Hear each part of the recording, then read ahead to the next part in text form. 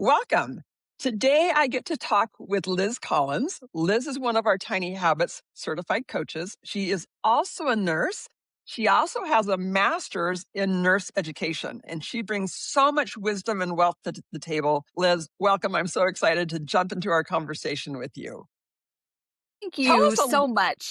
Yeah. Well, first of all, tell us a little bit about how you found Tiny Habits and why you became certified as a Tiny Habits coach. Okay. Yes. So actually this I have a vivid memory of this when I was on the bike trail because we have a bike trail down by my house. And during the summer, I live in Wisconsin, so you can't do it all year round, unfortunately. But I always listened to like growth YouTube videos, but I was listening to a TED Talk, and it was actually BJ's TED Talk. And it was like when I heard that message that he gave in that TED Talk, just something clicked with me. It wasn't until years later after that I really got connected with the tiny habits. And it was actually after the pandemic. I was a clinical instructor at the University of Wisconsin, and I retired from that and was trying to figure out what I was going to do. And as I was a parish nurse, I applied for a grant for monies. And I remember, you may not remember this, Linda, but I called you and I was finding out about the Tiny Habits program. And you were giving me information because I hadn't heard if the grant went through yet. And it did. And so I became certified. And I realized uh, how tiny habits could really help women, and it helped a lot in my parish nurse work.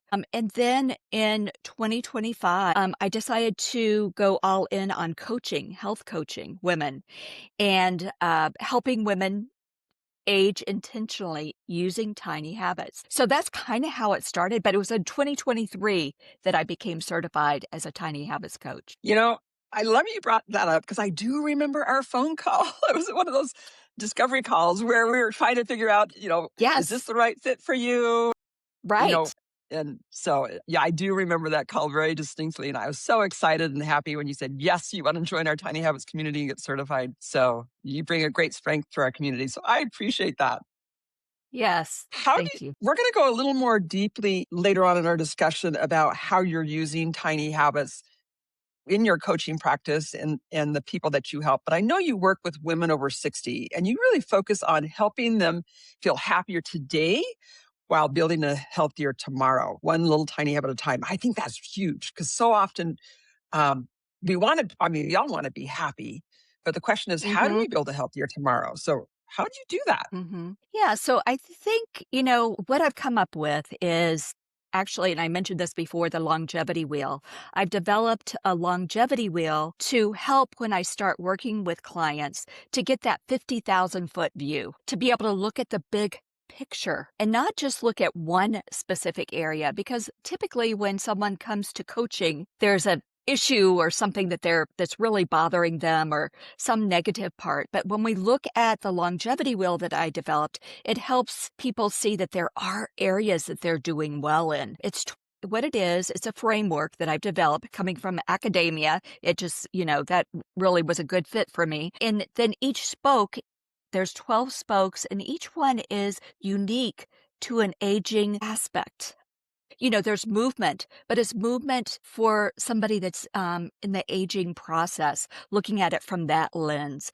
So, so what we do is when we're able to see some areas that your people are doing well in, that helps really boost their mood and okay, this is not hopeless. We can move forward. And that's kind of the start of how to get in a good spot. Well, walk me through the longevity wheel and what are some of those spokes, especially because I'm in the demographic, the age of women that you work with, and of course, I I don't really feel like I'm old, but I do No. recognize that I am I am getting older and I am starting to show signs of aging, which I want to prolong my health. So I'm really interested in what's in your wheel of longevity. What are some of the Okay. spokes? So some of the spokes, so there's 12 spokes and developing the spokes was kind of hard because there's so many things in each area. But I think some of the spokes that stand out the most is number one, the first spoke, which is movement and mobility. And what we have in there too is identifying fall prevention and Mm. all of that, because that is so important as we get older. I know everyone has probably heard a story of somebody that's fallen and then it's taken them down a negative trajectory. So fall prevention is a part of that. And then also at the very end, we have body, mind, and spirit. And body incorporates four different spokes. Then we have mind, which incorporates resilience. And I'm just going to grab my little sheet here. Hang on just a second. Yeah, yeah. Yeah, And while yeah, you're grabbing that, it's interesting. I'm gonna regress a little bit in our conversation and regress to falling. And fortunately, I at this point in my life, I'm not a fall risk, but my dad was a fall risk, and my mom is currently a fall risk. And I have an uncle who is an orthopedic surgeon. My dad did have a pretty horrible fall about 3 years ago, and my uncle stated that most of his patients that fall don't live longer than 12 months, simply because, fortunately, my dad did, even though he has since passed. But I thought, wow, that's sort of a discouraging statistic that once an elderly or somebody in their 60s or older does have a fall, it does shorten their longevity. Did you know that? I was right. surprised at that. Yeah, oh, right. It's pretty prevalent in the literature that happens. And but the most remarkable thing about it is that most falls are preventable. So that's the path that's really, they can be prevented. And but they're multifaceted. So it might have to do with, vision. It might have to do with the different medications people are on. So it's really finding the root cause of why people might be falling. Once you fall, that increases your risk to fall again. But Hmm. there's a whole area of that. So that's just one piece. And actually it's addressed in the longevity wheel in two different spokes. It's first in the movement and mobility, number one, and then also in number 7 is home and technology skills. So our home environment is very much affected by, sometimes if you don't have the right handles or whatever in the bathrooms are the biggest risk for falling and the areas that people fall the most, or if there's clutter or there's certain things that obstruct movement. So there's a lot of different things that you can put into place that are preventable. And it falls under those two aspects in the longevity wheel. But the longevity wheel, again, I wanted something that was all encompassing, that looked at the whole body. Because so many times what I found in healthcare is that we are very siloed, that we are very specialist. And that's needed sometimes to have a specialist when you have a specific thing. But in the big picture, it's important to look at the whole person. And that's what the longevity wheel does. So we look at sleep and recovery. This is under body, sleep and recovery, nutrition and metabolic health. And then the last one in body is healthcare navigation and caregiving. So many, as we get older, a lot of times we're caring for maybe a spouse, or maybe, as in your case, I know that you spend a lot of time, with your parents caring for them. Yeah. And that's a whole specific need in itself. We go on to mind, and mind has resilience and emotional well-being.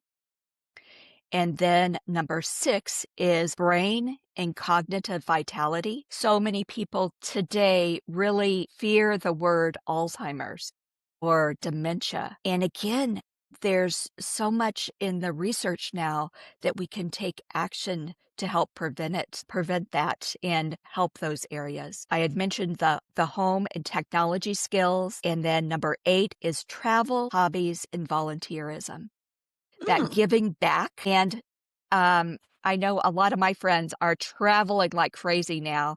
And that's a part of it, but you don't have to travel. My husband is a retired airline pilot. That is the least thing that he wants to do, but he is into hobbies. He is doing bees, he's making wine, or, he does projects. So it's not like you have to do all of them, but it's finding that joy, finding that thing that brings you joy. And then moving on to spirit, it's social connection and belonging. And I think what's so fascinating to me is there is a study from Harvard. It's a longitudinal study, which means it's over time. It's one of the longest on record. And they look at longevity. And one of the highest components of longevity that they were finding that match the people that live the longest was the social connection, the people that had social bonding, even Hmm. higher than movement or nutrition, which you usually would think those would be the highest. So, very important. Then moving on to spirituality and impermanence, that piece really was brought to life as my work as a parish nurse. And I had a program each of the years that I was working in that role. And we did end of life and we did peaceful transitions was the name of the Mm. program. There's so many aspects of that end of life, whether it's, getting your paperwork up to speed or thinking about, what type of what type of legacy that you want to leave people, estate planning. There's a lot. And just in my short time of actually coaching individuals, it seems like moving that paperwork along has been something that was really that's come up more than, couple different times simply because it's a lot of times something people don't want to, it's not something top on your list to work on, but when you have that coaching element to help with the accountability, people use that to help move that on. The next is life planning, and that has to do with financial, that type of stuff, Social Security, Medicare, all of that. Mm. And then last, what another spoke that's very, very common, um, people work on is the purpose and meaning. So I created like a little quiz that people may take, and it kind of gives them a heads up on where they are on the wheel. And then of course we dive into those areas that they might find a gap. And then we use the tiny habits to really to get into the details on it. Okay. This is so intriguing to me. And as you went through those spokes of the longevity wheel, all of those are really relevant to me right now in my life. And I'm sure to many of those that are listening. You don't even have to be 60 for those to be really relevant or older. But so, how do you apply tiny habits to and you don't have to cover all of them, but like, say, for example, social connection. If you're trying to help your clients build stronger social connections, what are some habits or some behaviors that you help them incorporate using the tiny habits method to improve that? Yes, yeah. So I think what I'd like to do is give you a client story if I Oh, I'd could. love that. I Yeah, so I do, before I share a couple examples, confidentiality is really important to me, and I won't use the names in the real specifics. But one of the clients that I'd like to share, the context was it was really interesting because she it was off the scale on her movement activities, her mobility, her exercise routine, and she was also just had an incredible healthy diet. She had been very involved with, her church, and her spirituality was all top notch. But as we went through the wheel, what she came to me, she really didn't have a zest for life. And she just felt, even though she was doing all the right things, right? And she was trying to figure it out. So as we worked through the wheel, when we got to, it was actually number 12, which is not exactly the social connection, but it is purpose and meaning. She realized that that is kind of what was lacking, that she was doing all these things, but she just did not have any joy in her life. So it takes time and it takes trust that you have to build with people to be able to, for people to be able to share uh, their personal lives. And I feel so, grateful and so blessed that people open up. But as she was opening up, she identified two different specific areas, and it was her relationship with her daughter, Hmm. and then it was also just that she just had her days did not seem meaningful. She did, going through routine every day and not really being meaningful. So what we did is we created two different habits for her that seemed to really help her get some traction. And one of them, the first one was to identify the routine feeling, trying to bring back the zest in her life. And it was when I leave the house each day, I will intentionally look for an opportunity for an act of kindness, making it small, opening the door for someone, something really, really small.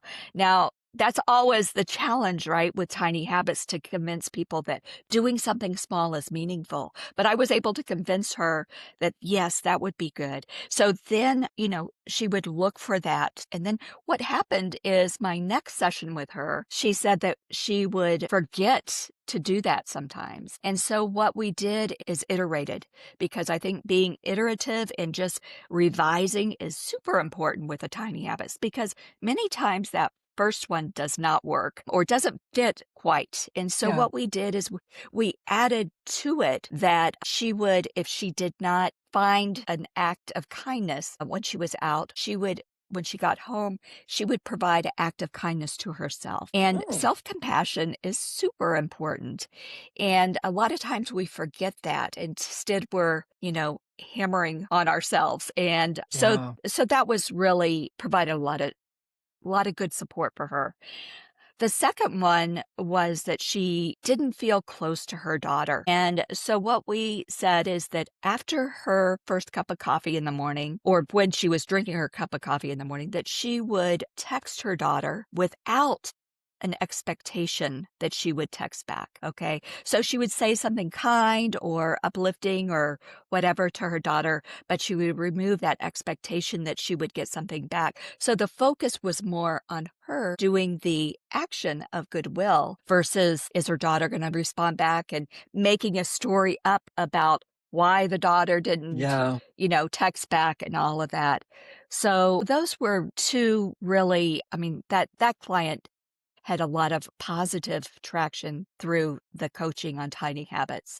Those are two great examples. And one of my favorite tiny habits is there's a point in my morning that I text a friend or a family member a note of gratitude. And I don't expect anything back from them. But what it does is it gives me the opportunity in my day, a scheduled opportunity basically, to pause and be grateful for something, which is a very transformative habit. But what's interesting is on the flip side is oftentimes later in the day or even days later, even a month later, individuals will say, wow, I really needed that text that day that you sent that to me. I was really struggling. I don't know they're struggling, but it's, being an instrument.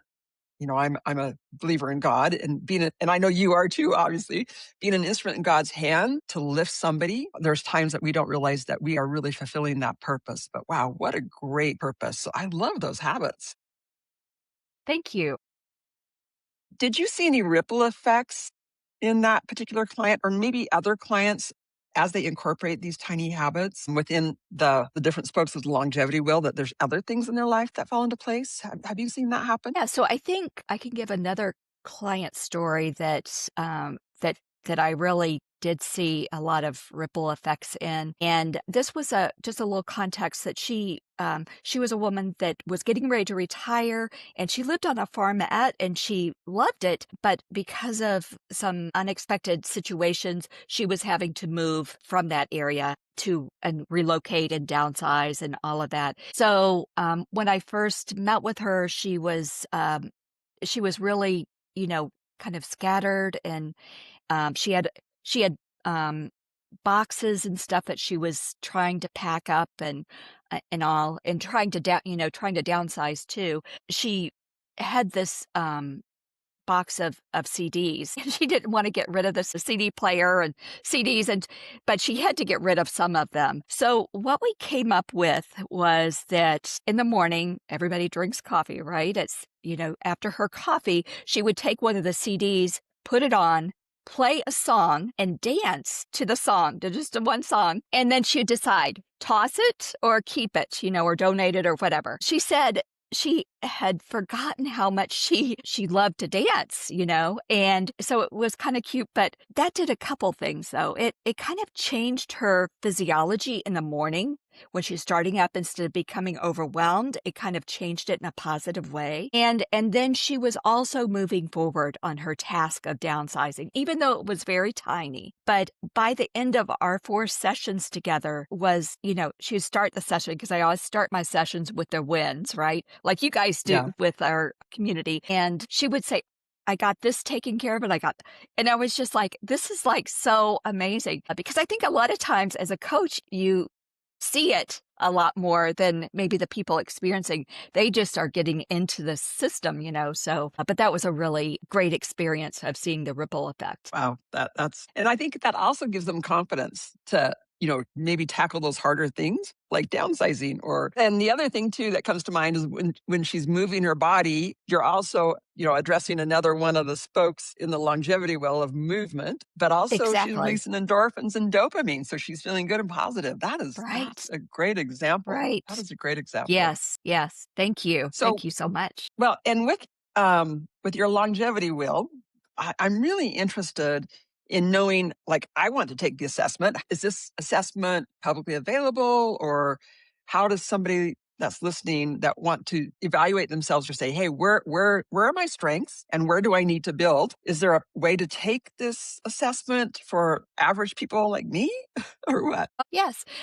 So sure. So I'm just in the development phase. So I do have it like a link that you could go Hmm. to my bio in Instagram. I think I shared in the Tiny Habits group that I'm going to be starting the Mayo Clinic coaching program soon. So after that, then I'll create a website that people will be able to go to. But Great. before then, they can go to my Instagram account, and there's a link in that. So that will lead you to more information about the longevity wheel. Oh, awesome. Yeah. Is, Longevity with Liz, so just real simple. Right.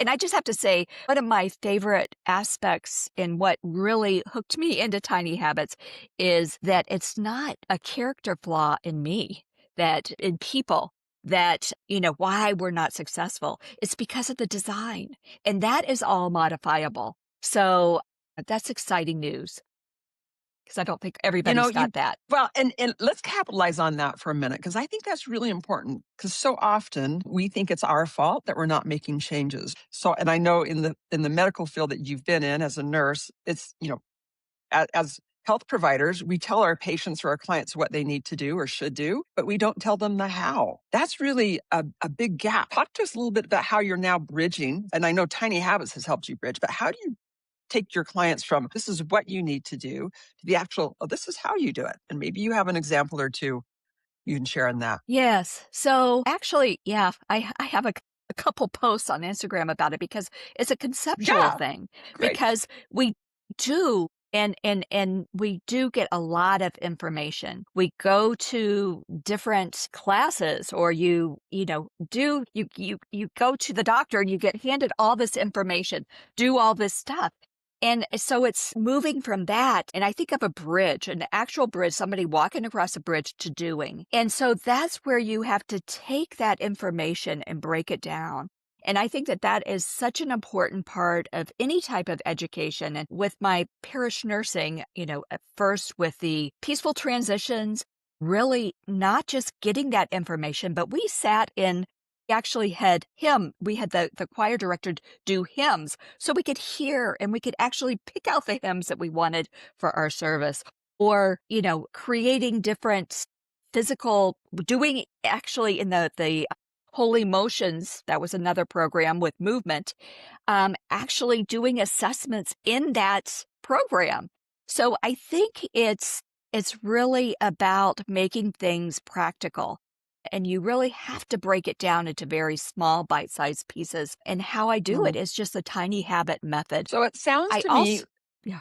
I'd say it sounds to me like Tiny Habits has really been a catalyst for you helping people create change for in their lives, but also a very active tool that you use in your coaching practice. Yes, exactly, exactly. What I do is I also provide people, I can even show you one of these. when I do in person, I think people need to keep things really close up. And I don't know, this might be backwards, but No, I can see we it. make It looks great. oh, okay. We make little crafts, and so people can make their own. And for those that I meet online, I create using AI images with a list of just reminders of what they're working on. So I think using it in little ways that will enhance your environment so that you keep things front and center.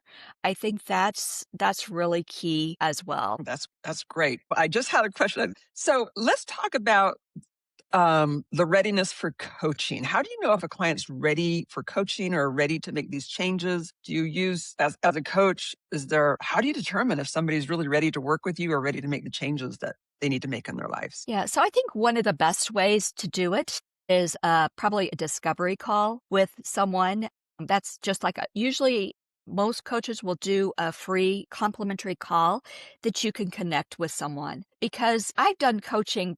I've personally had coaching and it's really important about that connection. So being able to connect with a person is so important as we talked about before, the trust method and being able to open up. Sometimes you don't know right away, but you get a feel when you meet with somebody if that's somebody that's going to be able to work well, that you're going to feel comfortable with.